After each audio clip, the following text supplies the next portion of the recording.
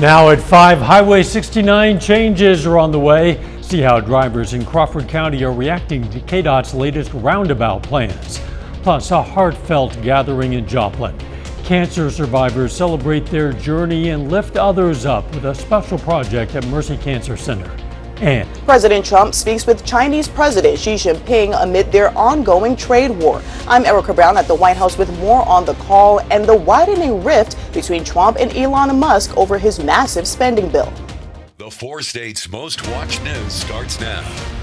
residents are learning more and reacting to roundabouts and other changes coming to Highway 69 in Crawford County.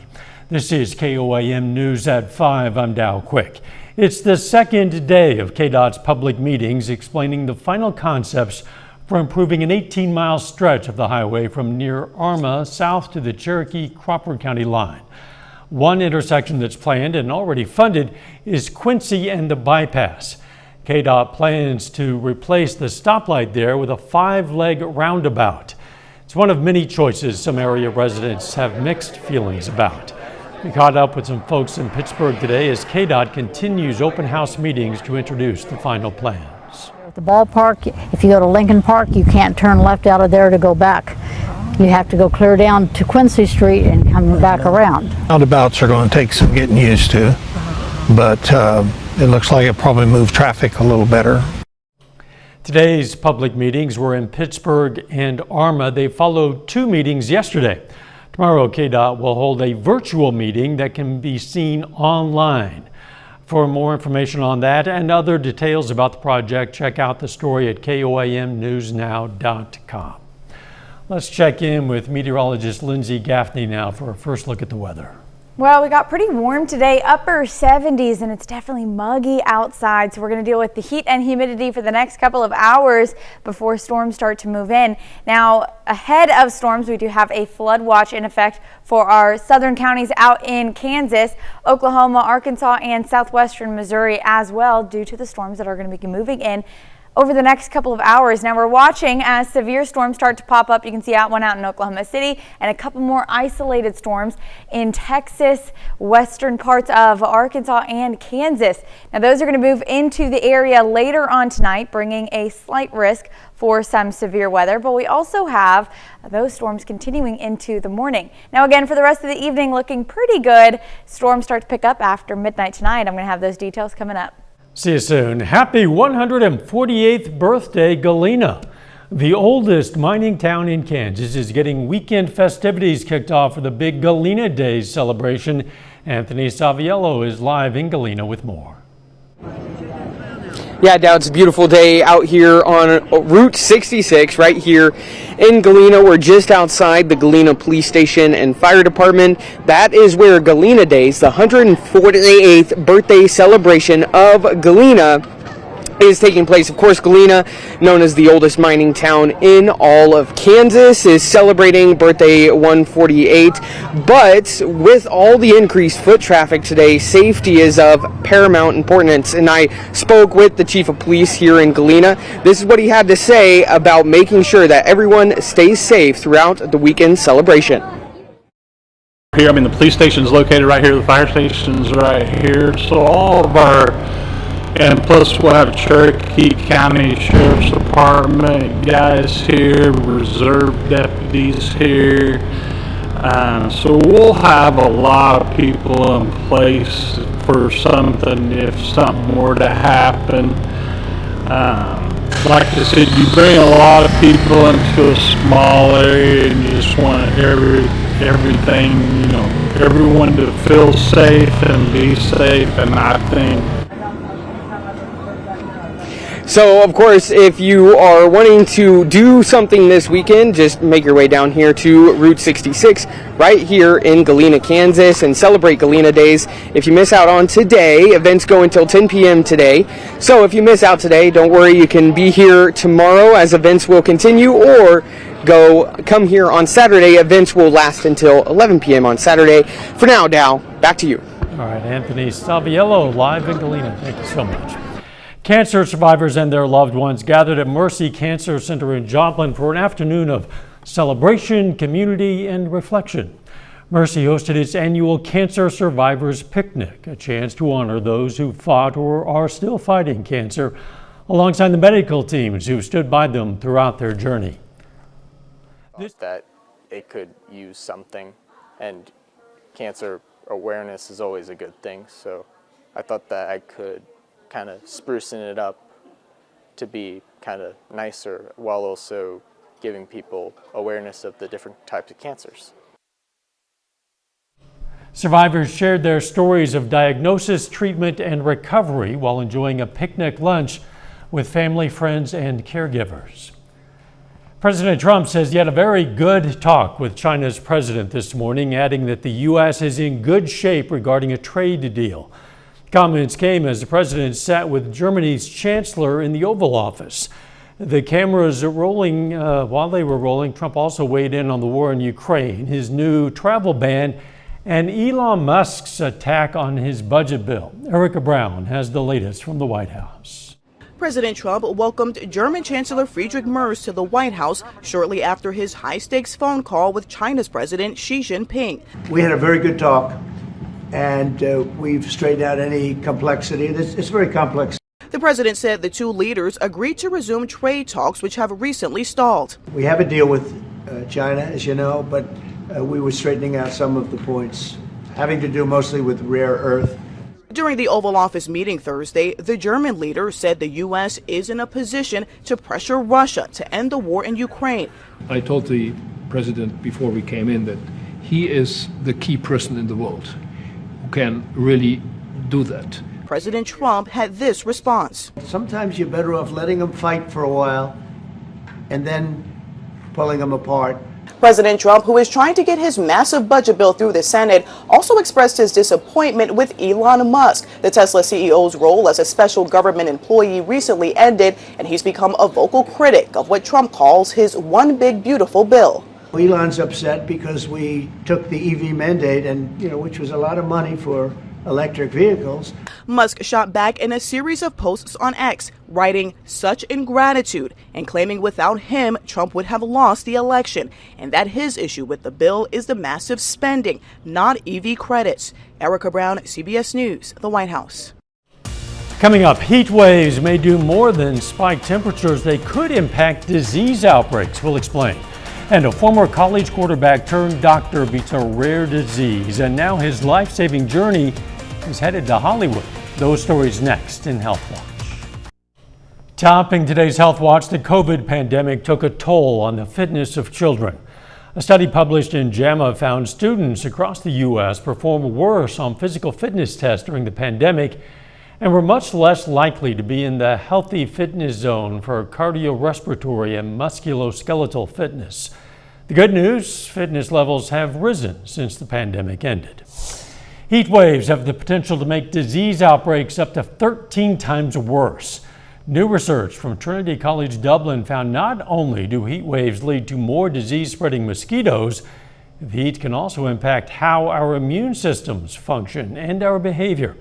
Scientists say climate change is also causing mosquitoes to thrive in areas that were once too cool to support them. Saving lives, first his own, then others. It's the story of a doctor-researcher from Penn Medicine that's now being made into a movie. Stephanie Stahl has more. A man on a mission with science always running through his mind.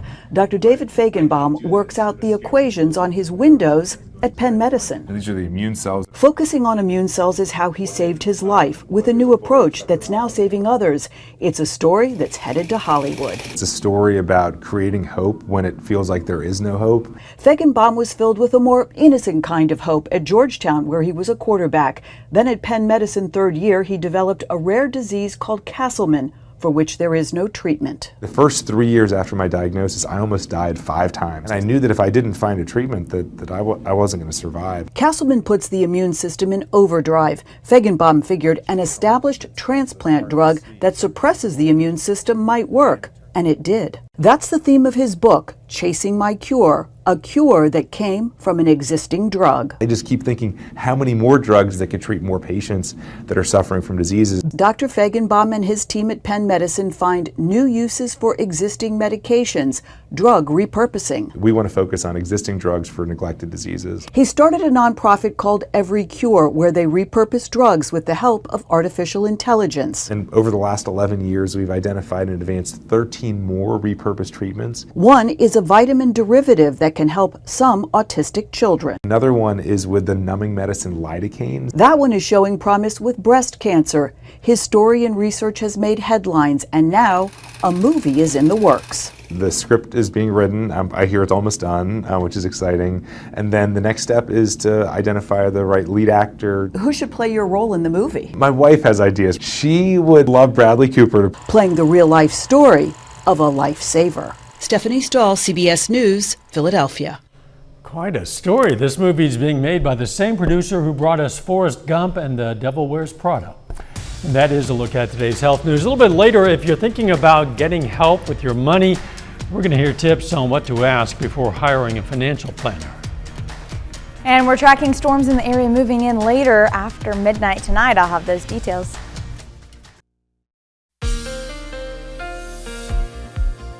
Well, we've had a really active weather week and it's not quite over yet. Taking a look outside downtown Joplin from the Cornell Arts and Entertainment Complex. We've got overcast skies right now. Those might start to break apart here in the next hour or so before we're going to see more thunderstorms roll back into the area. We are under, mainly, most of us are under a level 1 out of 5 risk, though a couple of our counties out in Kansas, Oklahoma, clipping with that level 2 out of 5 risk for storms. Now those are going to coming in after about 11 p.m. until early morning on Friday, causing flooding and high winds along with maybe a hail risk as well.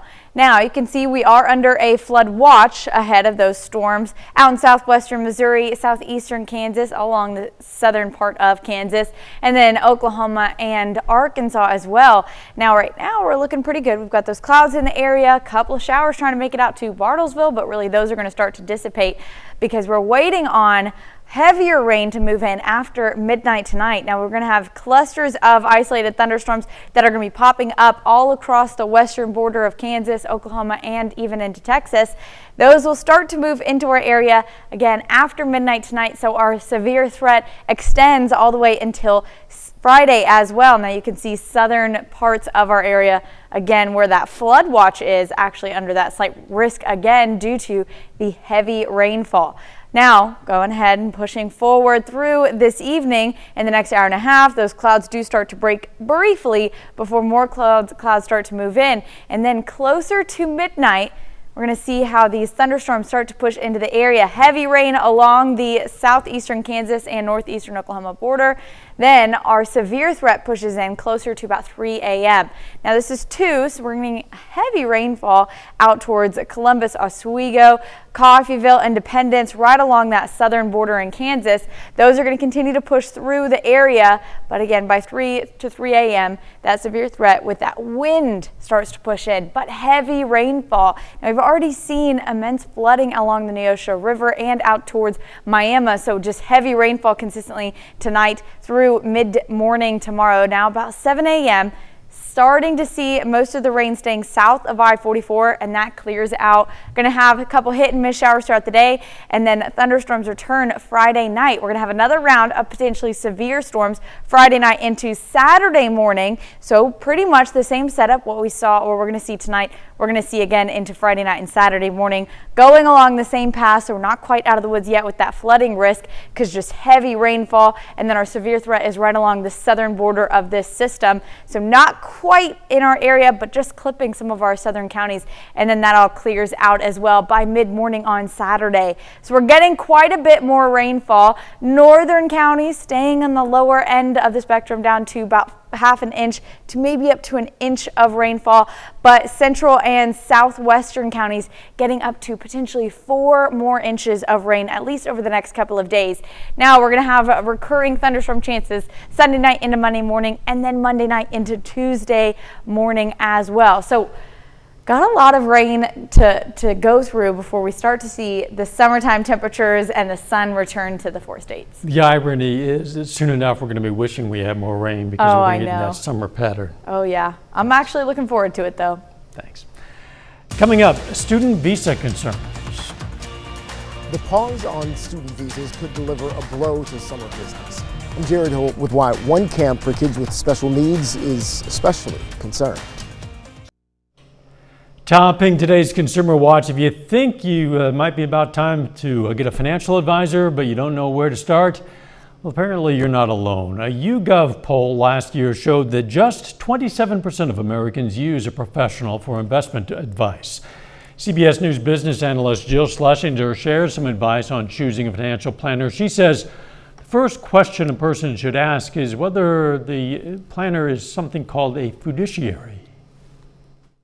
Fiduciary means that the professional has to put you and your interests above her interests or her firm's interests. If I'm a fiduciary, I have to tell you the cheapest, most efficient way for you to get that need covered. And when you have other types of advisors who are not held to fiduciary, the advice can be suitable, but not necessarily in your best interest.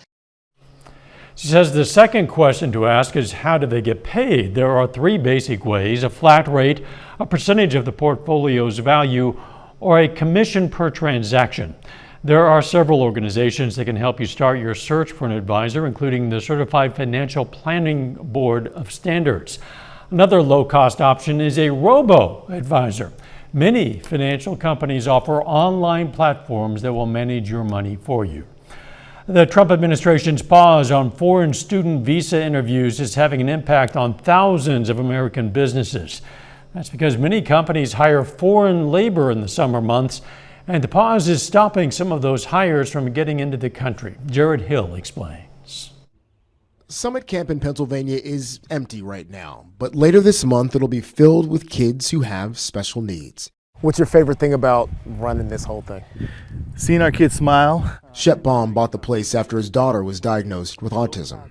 Did what any normal father does and sold everything and got a camp. A lot of the employees Baum hires are from overseas, including Rebecca Thomas, who's trained to lead campers on more adventurous activities. You see them doing something they were scared of doing or something that they maybe didn't think they could. To work in the U.S., Thomas secured a J-1 visa, but the Trump administration's pause on some visa interviews is impacting other employees who've already been hired for later this summer. And we have a lot of staff that have not had their interviews yet and are not going to be able to come in.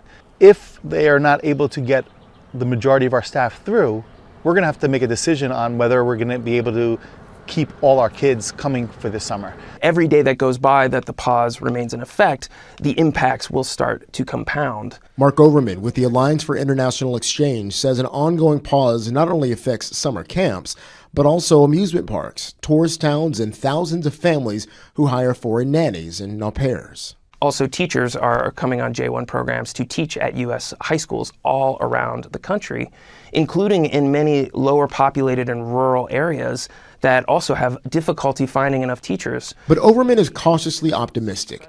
A State Department spokesperson previously indicated the pause was just that, and on Tuesday told reporters to expect an update in the coming days. When this returns, we're going to see that appointments are going to be able to be made. Our kids and young adults require much more staff than traditional camps. Baum is hopeful a quick end to the pause will allow him to get all of his staff in place for the summer. Jared Hill, CBS News, Honesdale, Pennsylvania. A final check of the forecast next. Tonight on KOAM News at 6, a lemonade stand by a 7-year-old cancer survivor in Missouri. Plus, middle school students in Neosho get a hands-on look at healthcare careers today at MASH Camp. And 4 Crowder softball players are named All-Americans. Stay with us for the CBS Evening News and then KOAM News at 6. More rain chances tonight, Lindsay. Yes, we do. Thunderstorms rolling in after about 11 p.m. until about 7 a.m. on Friday, and they could be severe, so definitely stay weather aware tonight. Very good. Thanks for joining us. CBS Evening News is next, and of course, we're going to be right back here for KOAM News at 6. We'll see you then. Let's make it a great evening.